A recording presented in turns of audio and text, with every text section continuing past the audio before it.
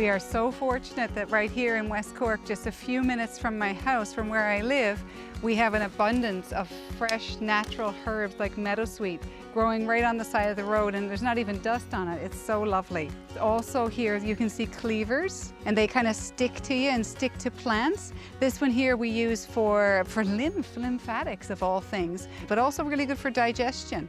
Nettles, not the time of year because when they're in flower, they're a bit strong now, but certainly in the month of May before they go to flower, we harvest the tops of them. Absolutely lovely to use in soups and stews and stir fries, cook them down.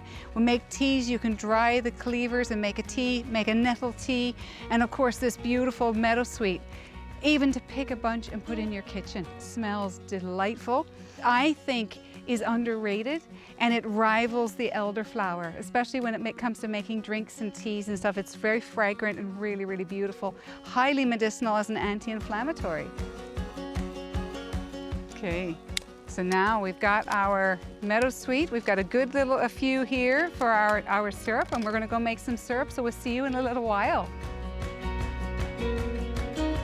Hi, I'm April. We are in West Cork in Ireland, and we're talking about all things natural and wild. A little bit of ferment, but less ferment right now, and instead we're gonna look at this beautiful herb, meadowsweet.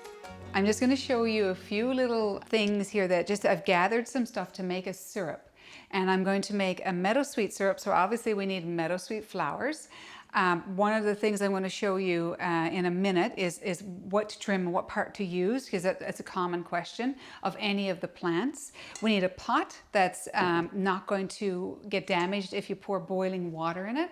We need some boiled water. It should be boiled because we're going to put wild ingredients in there, and what we're looking for is wild yeast primarily, but there's all kinds of little things and critters. So we do give the spiders a 5-minute warning, so we're giving them their warning now to remove themselves or just shake them off. But I don't wash them because you will wash away some of the flavor. Sugar, a primary ingredient in what we're doing. Sugar is a preservative, and that's what we're using today to preserve our flavors of our meadowsweet. Another preservative here is citric acid.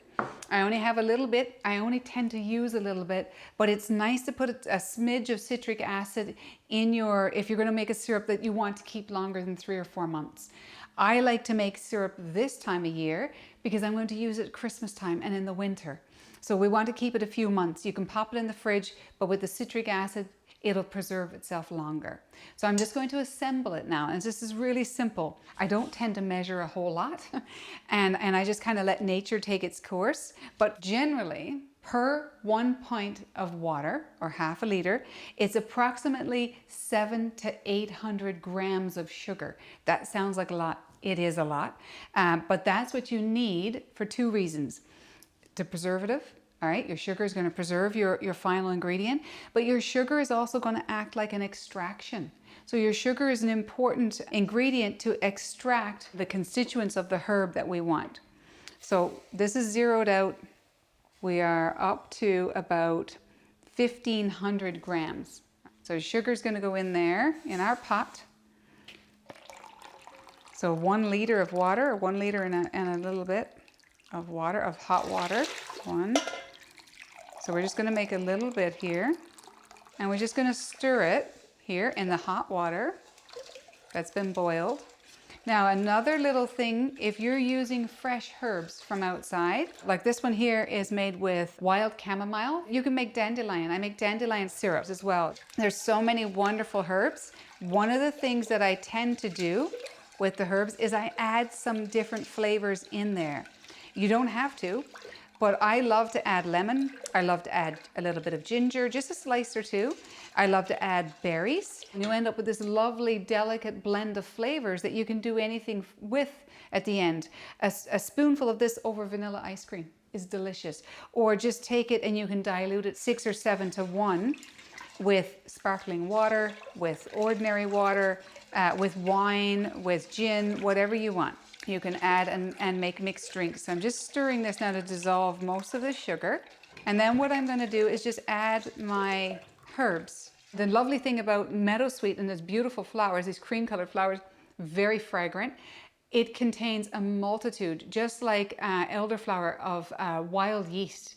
And this will get fizzy. This is fabulous. It makes a wonderful champagne. But I will cut the woody stem off and just throw these in, because the woody stem is more of a medicine-y taste. So nothing wrong with it, but if you want less of a medicine-y taste, take the stems off and just use the flowers. And a good, 10 or 15 of them is plenty. It's a really delicate, lovely flavor. Like I said, we already gave the spiders a 5-minute warning. So, oh well, if they didn't heed our warning. But I don't rinse these because I want the wild yeast that's on there. And we will filter it at the end. There. Now, I don't stir it overly once they're in. I just make sure that they get wet in this syrupy solution. I just then let it infuse. I don't do too much there with it. I'm going to put some frozen raspberries in, just a few, and that gives us our color. Otherwise, this would be absolutely colorless. And then this one little slice of ginger here. So remember the rule that when you're making these sorts of things, the strongest flavor is what you use the least of. And so ginger would be a fairly strong flavor, so we just use a tiny little bit. All right, and then that's in there. Make sure your sugar is well stirred in.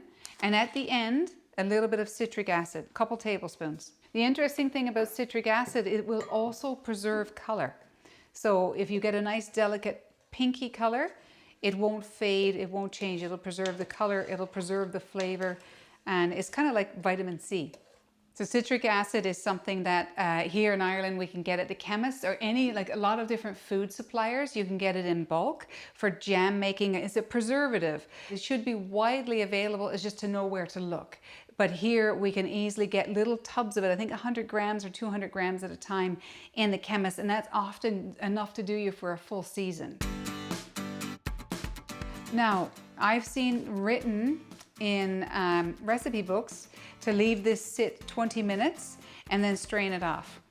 I don't think that's long enough, to be honest.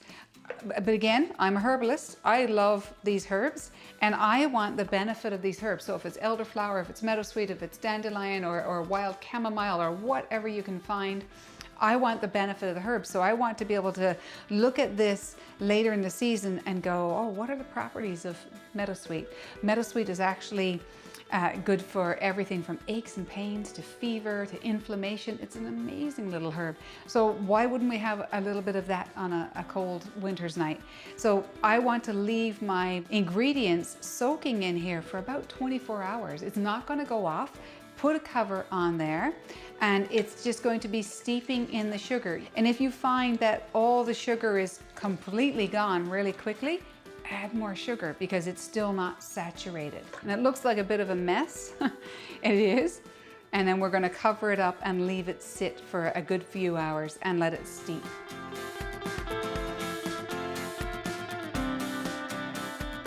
Okay.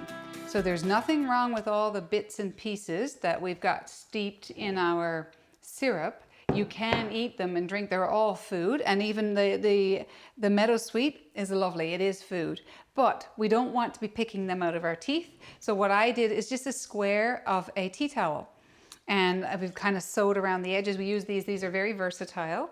And we're just going to strain off a little bit of our syrup. You can warm it up again if you want and add more sugar. You can do all kinds of different things. There we are. And we'll let that strain down just to get the main bits out of it. And you've got a nice clear syrup. You might want to filter it down through a second time, because if there's any bits like of the raspberries or anything like that, they actually will cause it to go off faster. Because you think in terms of you're introducing other organisms.